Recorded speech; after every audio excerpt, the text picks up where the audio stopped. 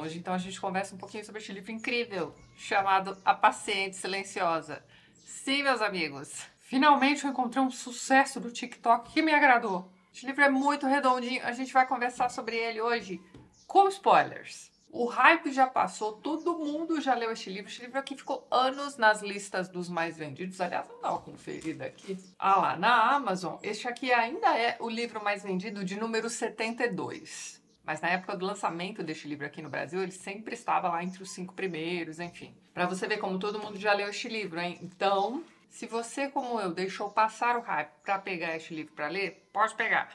Porque ele realmente é muito bom. Lógico, ele vai agradar ao público que gosta de thrillers. Ao público que gosta de montar quebra-cabeça para descobrir, né, afinal de contas, a solução de um mistério. Só que o curioso a respeito deste livro é que ele aparentemente não tem mistério nenhum. O crime já aconteceu, já foi solucionado. A criminosa já está presa, mas como ela aparentemente cometeu aquele crime em um momento de loucura mesmo, e desde o momento em que ela foi encontrada na cena do crime, ela não fala mais. E de vez em quando tem uns acessos de raiva e coisas do tipo. Bem, ela está cumprindo a pena dela em um tipo de instituição que eu vou chamar de hospital psiquiátrico para criminosos. Muito bem, ela está lá. E no início deste livro, ela já está lá há uns 5 anos, mais ou menos. Então perceba que ela foi encontrada na cena do crime, a arma do crime estava lá, ela teria matado o marido com 5 tiros na cabeça. Enfim, foi encontrada lá, muda, na cena do crime. Gente, não tinha o que fazer, era ela e pronto. Então, se o crime já foi solucionado, sobre o que é que nós vamos ler aqui nessas mais de 300 páginas deste livro? Que se leem muito rápido, o livro realmente tem um ritmo muito bom. Além disso, ele é repleto de diálogos, o que faz com que a leitura fique bastante, como é que vamos dizer, dinâmica, tá? Mas não vai me entender mal. Você não vai fazer uma leitura dinâmica além deste livro. Eu quero dizer que o livro não te cansa. E você realmente fica preso à trama querendo saber o que é que vai acontecer. Mas, de novo, a gente já tem o crime solucionado. Vamos retomar o raciocínio sobre o que é que você vai ler aqui neste livro. Bem, no comecinho você tem um psicólogo. Na verdade, ele é um psicoterapeuta forense, um cara chamado Theo Faber. Este cara veio da Grécia, está morando lá em Londres, já tem bastante tempo, estudou lá e tudo mais, enfim. Esse cara tem um passado esquisito. Você passa boa parte no início deste livro lendo sobre este cara. E aí você fica assim, tá, mas o título do livro é A Paciente Silenciosa. A gente já sabe quem é ela dentro da trama do livro. Porque eu estou lendo sobre este psicólogo. Então, sim, quando eu estava, sei lá, na página 30, eu já estava dizendo para todo mundo, cara, foi esse psicólogo. Seja lá qual for o problema a ser solucionado, a culpa é dele. Você simplesmente não passa tanto tempo assim descrevendo uma figura fora do entreveiro principal sem que ela tenha algo de muito a ver com aquilo ali, entendeu? Mas tá, lá pela metade do livro eu comecei a achar que eu estava errada. Porque a vítima do crime tinha um irmão muito esquisito, um irmão adotivo, meio agressivo também, e que estava interessado, se é que você me entende, pela esposa do irmão. E ele era aquele tipo de figura asquerosa que não saía de ser... Bem, como é que a gente sabe esses detalhes a respeito da vida particular aqui da personagem principal? Bem, nós temos acesso aos seus diários. O doutor aqui deste livro também vai ter acesso aos seus diários. Mas então, a gente passa um bom tempo aqui lendo sobre esse psicólogo, esse psicoterapeuta forense aqui, enfim. Porque ele está intrigadíssimo com este caso e ele quer ajudar.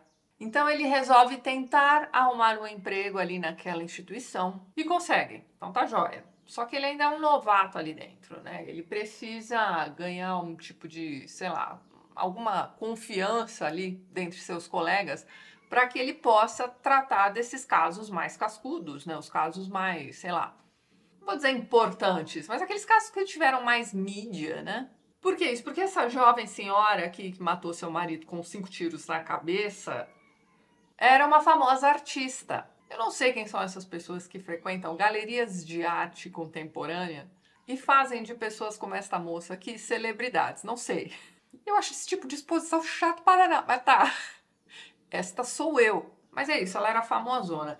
Ela era conhecida por fazer retratos bastante realistas. Então tem um momento aqui em que ela vai criar um quadro de Jesus na cruz ou algo do tipo, e ela precisa de um modelo, e ela decide que ela vai pintar o marido dela. E aí tudo bem, depois de muita relutância o marido aceita, né? Só que aí o que acontece? Ela nota quando ela termina a pintura que aquele Jesus que ela pintou está de olhos abertos, arregalados, e são olhos meio mortos, assim, sabe? Tipo, olhos que não transmitem nada, tem nada ali. E se você parar pra pensar que enquanto o cara tá ali posando, ele está posando para a própria esposa, e aparentemente era um casal super apaixonado, enfim, a moça amava o marido pra caramba. Tanto é que ela não conta pro marido sobre as atitudes esquisitas do cunhado pra não incomodar o rapaz, assim, então ela vai engolindo muita coisa. E esse rapaz também tinha um trabalho artístico, aos poucos você vai entendendo o que exatamente ele faz, né? No começo eu achei que ele fosse um fotógrafo ou algo assim, mas enfim, mais pra frente você vai vendo que ele é meio envolvido com teatro. Então tá, temos todo este entreveiro acontecendo com este jovem casal lindo e apaixonado. Então, durante muito tempo, este caso fica em evidência, principalmente, né, por ter sido cometido durante um acesso de loucura da esposinha. Que agora não fala nada, veja bem. Desde o momento em que ela é encontrada ao lado do corpo do marido, ela não fala nada. E aí nós temos esse psicólogo conseguindo este emprego naquela instituição e conseguindo se aproximar aos poucos desta paciente. Leva-se um tempo aqui. Então, primeiro ele começa a sondar ali o caso daquela moça, vai conversando com as pessoas que estão diretamente envolvidas com ela. Vai vendo que depois de tanto tempo ninguém mais liga, assim, com tanto afinco pro que aconteceu com ela, enfim. Então, ele meio que vai devagarinho, mas vai se inserindo ali naquele contexto e vai conseguir ser o cara que vai cuidar do caso dela. Muito bem, como eu disse pra vocês, a gente acompanha também a história pessoal deste psicólogo. Depois que aparece a figura deste cunhado esquisitão, chega um momento em que você começa a pensar assim, tá, estou lendo sobre este psicólogo porque ele aqui vai funcionar como um investigador. Ele tem um interesse muito específico sobre este caso, mas a gente entende que é um tipo de desafio para a carreira dele ou algo do tipo. E a gente entende também que ele tem tanto destaque assim neste livro porque ele é o investigador principal e geralmente você precisa conhecer bem os investigadores deste tipo de livro para que você se importe com eles, para que você torça por eles e para que você se coloque no lugar deles durante a investigação. Este tipo de livro costuma funcionar bem quando você compra a história e quando você se vê também investigando a história. Durante a leitura deste livro, você vai criando seus palpites. O livro é todo intercalado entre o que está acontecendo na instituição, o que está acontecendo na vida do psicólogo e o diário da moça que está sendo lido por ele. E nós também, nós temos acesso aqui aos diários. Então, uma vez que ele assume este papel de investigador, esse rapaz vai atrás de familiares. Então, ele vai conhecer o cunhado esquisito dessa moça. Uma tia que cuidou dela porque ela é órfã de mãe. E o pai meio que larga a menina, que era criança, né, com essa tia, que é uma tia muito esquisita. Enfim, ele vai até lá conversar com essa tia também. E ele vai conversar com o melhor amigo dela. O melhor amigo dela é o cara que cuida da galeria de arte dela. E ele tinha um grande interesse por essa moça, né? Por ser tão interessado nela, ele via coisas que ela não via. Então ele dizia assim pra ela, olha, você precisa confiar menos nas pessoas ao seu redor. Mas ele não dizia exatamente sobre o que ele estava dizendo, entendeu? Ele simplesmente jogava no ar. E esse cara tinha um interesse genuíno por ela. Eles tinham feito faculdade, juntos se conheciam há um tempão e tudo mais. Mas ele também era um cara meio agressivo. Ou pelo menos ela enxergava, né, o interesse desse cara também como sendo meio agressivo. Não tão agressivo quanto o interesse do cunhado, né? Como eu disse pra vocês. Então ela vai meio que se afastando dessa amizade. Chega um momento em que ela está meio que isolada com o próprio marido apenas. Mas tá tudo bem, porque o marido é o amor da vida e ela tá lá cuidando, né, da vida dela, não é mesmo? Tá lá criando os quadros, vai ter uma exposição dali a pouco, então tá tudo indo bem. Até que um belo dia ela começa a notar uma figura do outro lado da rua observando sua casa. E aí, num primeiro momento, ela pensa assim, não, esse cara deve estar... Porque ela é pintora, né? Veja bem, ele deve estar analisando a casa, acho que ele vai querer pintar um quadro da casa ou algo do tipo. Ninguém fica tanto tempo parado olhando pra uma casa à toa. Aí o cara volta uma segunda vez, depois de novo. Ela começa a achar aquilo muito estranho. Ela conta pro marido sobre essa figura esquisita. O marido acha que não tem ninguém, porque sempre que ela o chama pra olhar a janela ali e ver o cara do lado da rua, quando ele chega, o cara já não está mais lá. Então ele começa a achar que a esposa tá vendo coisas. Mas realmente tem uma pessoa do outro lado da rua. Não dá pra ver direito quem é, mas ela está sendo observada. Então tá, essas são as informações que nós lemos nos diários da moça. Enquanto isso, a gente tem ali a história pessoal do psicólogo. O que tá acontecendo com ele é o seguinte. Ele se casa com uma jovem muito bonita, muito maravilhosa, por quem ele é extremamente apaixonado, veja bem. E ela é sua melhor amiga também, ela é a coisa mais importante de sua vida. Enfim, tá tudo certo, né? Mas a questão é a seguinte, Ela é atriz de teatro e ela está já há bastante tempo ensaiando uma determinada peça. Peças de teatro são bem importantes aqui neste livro também, veja bem. Então, tudo é muito bem encenadinho aqui neste livro, é isso que eu quero dizer. Então tá.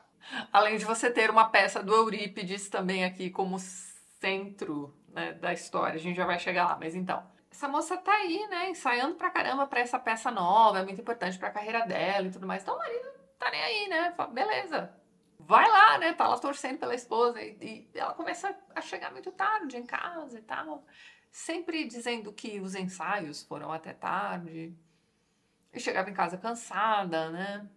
E ele achando aquilo ali tudo bem, mas só que tem um dia que ele chega em casa e ele nota que o computador da moça está aberto. Aí ele resolve fazer aquilo que ninguém deveria fazer nunca na vida, que é dar uma olhadinha no computador da moça.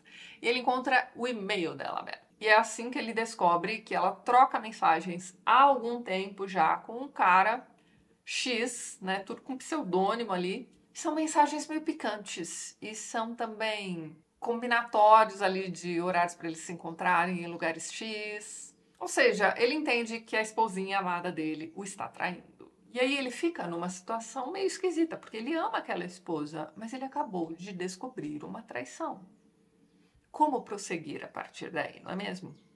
Então ele fica remoendo aquilo até um dia que ele decide procurar a sua própria psicóloga, né? Porque aparentemente todo psicólogo também precisa fazer terapia. Então ele vai em busca dessa senhora, que já não é mais sua psicóloga, veja bem, porque ele teve alta, então ela vai recebê-lo como amigo. Então ele conta o que está acontecendo com ele e essa senhorinha vira pra ele e diz assim: olha só, você sabe o que você precisa fazer.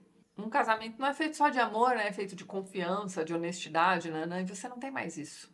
Quando você perde a confiança, acabou. Você vai passar o resto da vida desconfiando dessa pessoa? Não dá.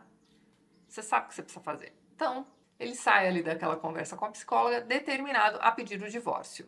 Só que esse rapaz já teve um probleminha com Dorgas. Ele gostava bastante de maconha. E aí, dentre os acordos que foram feitos ali entre o casal para que eles ficassem juntos, enfim, foi meio que prometido que ele jamais encostaria em maconha novamente. Só que ele tá passando por um momento periclitante de sua vida, ele resolve ir para a boca adquirir um pouquinho de maconha. Ele faz lá o que ele precisa fazer, guarda o resto num potinho, esconde, beleza. Tá lá decidindo como é que ele vai abordar a esposa e pedir o divórcio. Ok, isso passa, sei lá, alguns dias. Ele chega em casa, a esposa tá lá com aquela cara sisuda, dizendo assim pra ele: precisamos conversar. E aí ele pensa que ela vai admitir que tá tendo um caso, enfim, né? Que tudo será mais fácil, né? Ele não vai precisar confrontá-la, tudo será resolvido, maravilha. Mas, o que está acontecendo? A moça achou aquele pacotinho de Dorgas dentro de casa. E ela tá lá, sentada no seu trono de moral, dando-lhe várias broncas sobre como ele havia prometido nunca mais fumar aquilo ali. E como assim agora aquilo ali está escondido dentro de casa? E aí ele fica naquela situação: não, pera lá, você tá me cobrando uma coisa que eu te prometi e não cumpri? Mas ele não fala nada, ele fica só recebendo a bronca. E aí o leitor fica: não, cara, use este momento para se livrar deste problema na sua vida. Mas ele não faz nada. Ele aceita a bronca da esposa, eles vão se deitar e ele fica pensando: não, mas ela é tão bonita, né? Eu sou tão feio, gordo, careca, barrigudo. Eu nunca vou conseguir uma esposa tão linda quanto ela.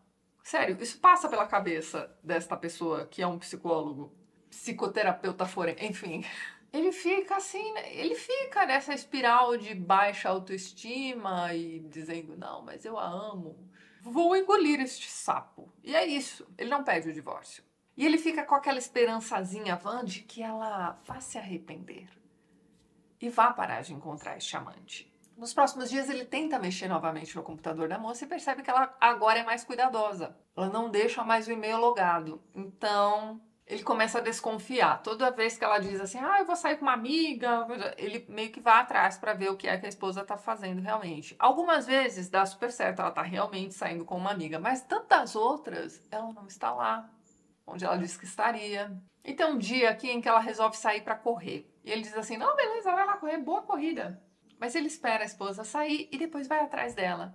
E aí ele a vê com seu amante. Isso meio que se repete, né? E ele vê vias de fato sendo consumadas, digamos assim, se é que você me entende. Jogos de xadrez, né? Bem, um belo dia ele segue o amante, descobre onde ele mora e passa a observar aquela casa.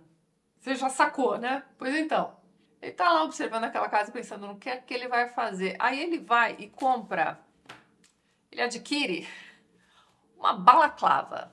Aquela touquinha de ninja, sabe? Que só tem um zoinho pra falar. Pois então, ele compra um negócio daquele ali. Quem é que compra uma balaclava, não é mesmo? Você é ninja? Você é motoqueiro no frio? Você tá comprando uma balaclava pra quê, irmão? Então ele tá lá, entendeu? Agora vamos dar um corte aqui, porque acho que a maioria de vocês que ainda não leu este livro já sacou. Vamos voltar um pouquinho para aquela questão do teatro, né? Como eu disse para vocês, as atuações aqui dessas personagens são bem importantes para a criação da trama. Cada um tem seu papel ali a ser encenado, certo? E você tem como força motriz uma peça do Eurípides chamada Alceste.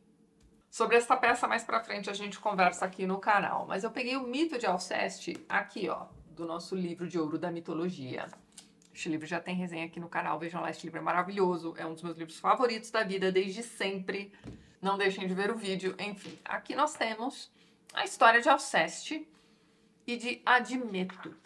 Para variar, essas histórias de família na mitologia sempre envolvem aí maldições, não é mesmo? Então é o seguinte, nós temos aí um cara chamado Esculápio, que era filho de Apolo, hein? E esse cara tinha o dom de curar, né? Apolo deu este dom para o próprio filho. Então, tá lá Esculápio curando todo mundo. Ele não só cura pessoas, como ele traz pessoas de volta do mundo dos mortos. E aí você tem Plutão não gostando nada daquilo que ele tá vendo.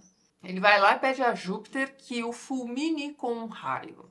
Aí Apolo vê aquilo ali e diz assim, tá, agora eu preciso me vingar. Então ele vai se vingar acabando com os responsáveis pela produção daqueles raios que fulminam humanos. Quem são essas pessoas? Os Ciclopes. E aí quando Plutão fica sabendo disso, vai castigar Apolo e vai determinar que ele passe um ano como um cara normal, né, como um humano na Terra. Aí beleza, né, para um deus imortal infinito, né, um humano na Terra não é nada.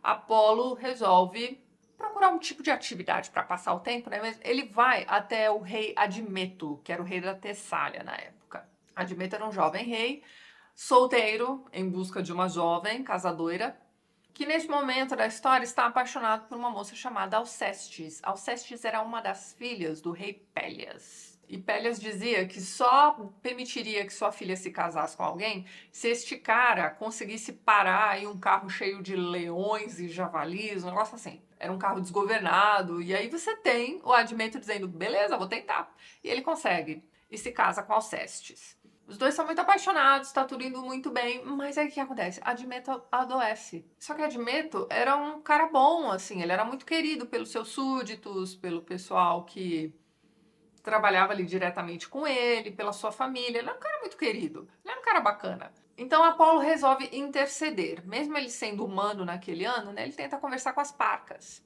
E aí as Parcas viram para Apolo e dizem assim, olha só, beleza, a gente vai poupar a vida do Admeto, mas é preciso pagar um preço. Então, alguém precisa se sacrificar no lugar dele. E o Admeto tá assim, não, beleza, eu ajudo todo mundo, eu sou legal pra caramba, todo mundo gosta de mim, alguém vai se sacrificar por mim. Só que não, todas aquelas pessoas que ele ajudou a vida inteira não estão nem aí pra ele nessa hora. E alguém diz pra ele, né, mas por que os seus pais não se sacrificam no seu lugar, né? Eles já viveram tanto, né, a vida dele é tão mais curta daqui pra frente, né? Eles podem se sacrificar por você. Isso faz sentido pra ele. Mas os pais também estão lá. Ah, coitado do meu filho. Antes ele do que eu, sabe? E aí ele tá lá desenganado, mas aí chega Alceste, que o ama verdadeiramente. E ela diz, beleza, eu vou me sacrificar no seu lugar. E ele tenta fazê-la mudar de ideia rapidinho, mas não dá, porque ela já proferiu e é verdadeiro, né? O desejo dela, as Parcas já estão lá.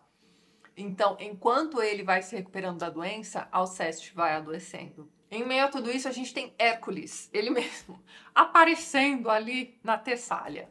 E aí ele descobre que o rei adoentado está recuperado, mas que sua esposa agora está doente. E tanto o rei quanto a rainha eram pessoas super bacanas, as pessoas compadecem dela também, mas ninguém faz nada, né? Ninguém vai se sacrificar pela Alceste também não. E esse acordo não foi feito, a Alceste realmente vai morrer.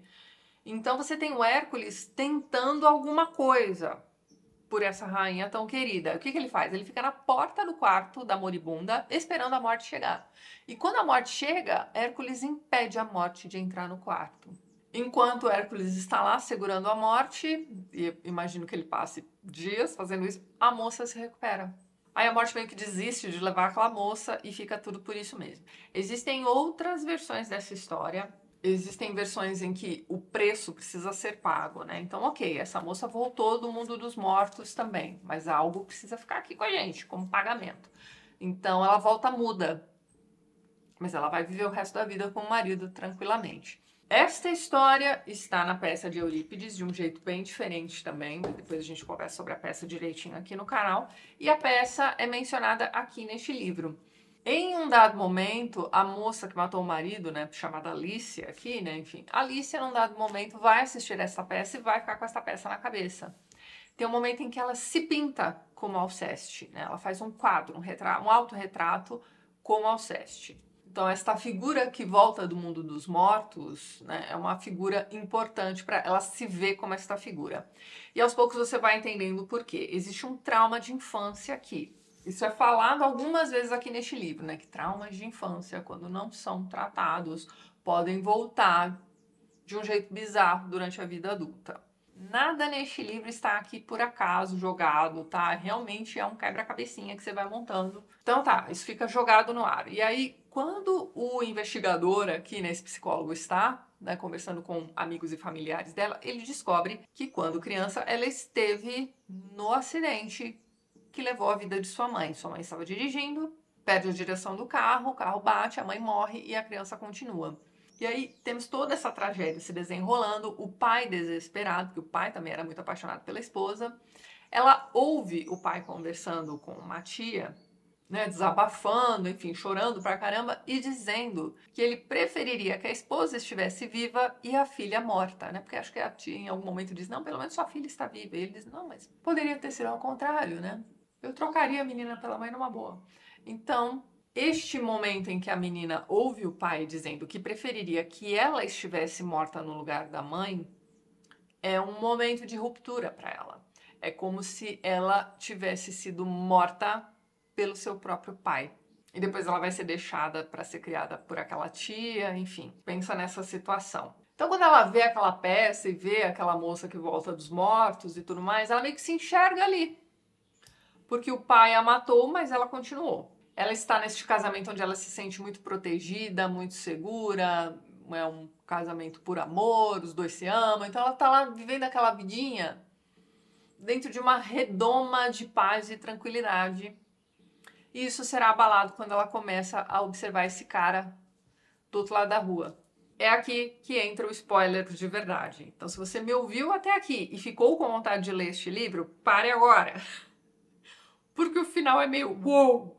Realmente o plot twist deste livro é muito bem bolado, gente. Então, tá combinado, né? Daqui pra frente eu vou comentar o spoiler aqui sem pudores, tá?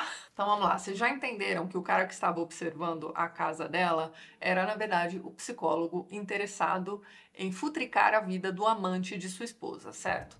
Pois muito bem. Ou seja, aquele casamento que ela achava que era tudo perfeitinho, não era perfeitinho coisa nenhuma. O marido dela estava tendo um caso com a esposa do psicólogo. Os dois eram atores. Os dois estavam ensaiando a mesma peça, certo? No dia em que esse cara compra a balaclava, ele resolve invadir aquela casa. E ele não encontra nenhum tipo de, como é que vamos dizer, empecilho, né? Ele tenta abrir o portãozinho, consegue, entra lá de boas, né? Enfim. Fica lá observando aquela moça ao longe, mas já dentro da propriedade, e ele resolve ajudar aquela moça, entre aspas. Não é justo que ela não saiba quem é o marido dela. Então ele decide invadir a casa com a balaclava. Ele amarra aquela moça na cadeira. Enquanto ele está amarrando a moça, ele está dizendo isso aqui, ó. Eu quero ajudar você.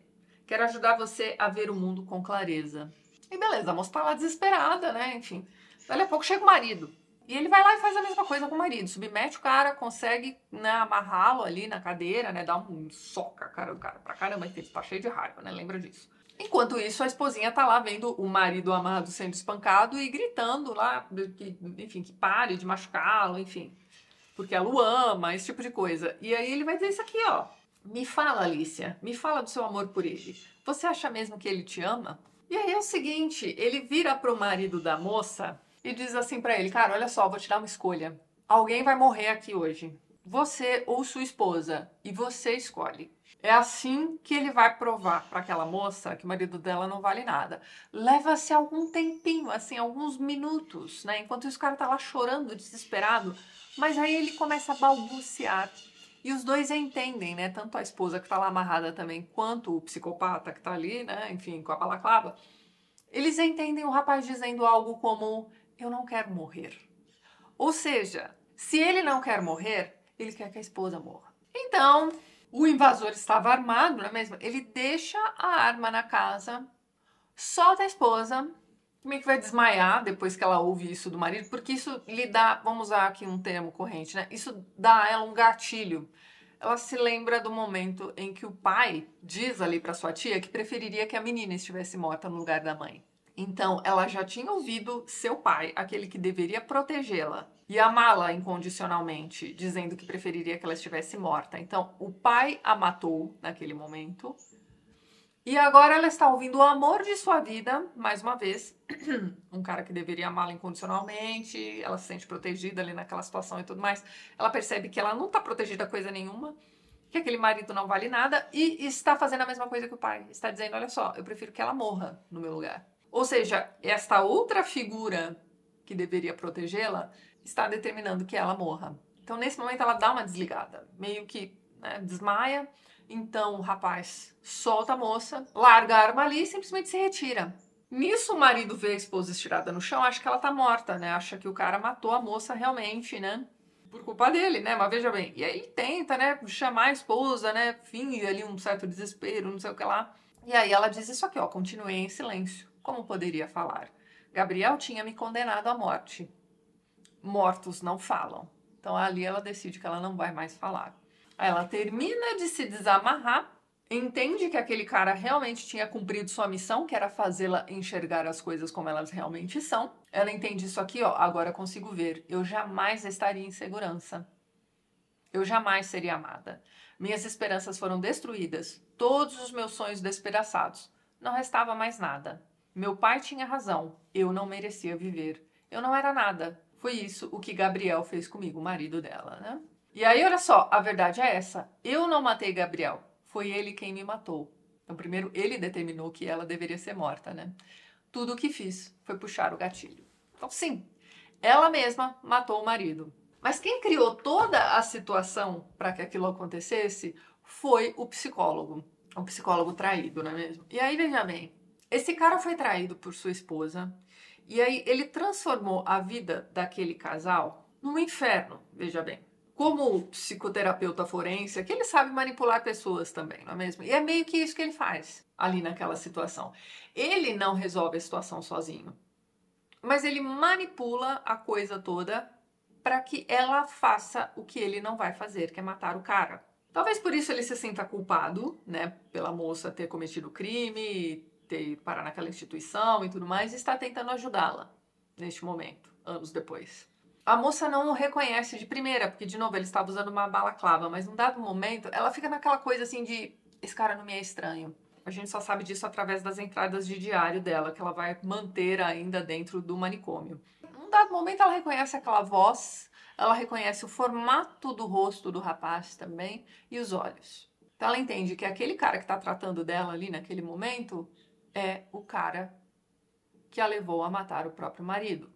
Fica uma coisa meio esquisita, porque ela tem um certo agradecimento por aquele cara, por ele ter aberto seus olhos, ao mesmo tempo em que ela percebe também que ela está ali naquela situação periclitante por culpa daquele rapaz.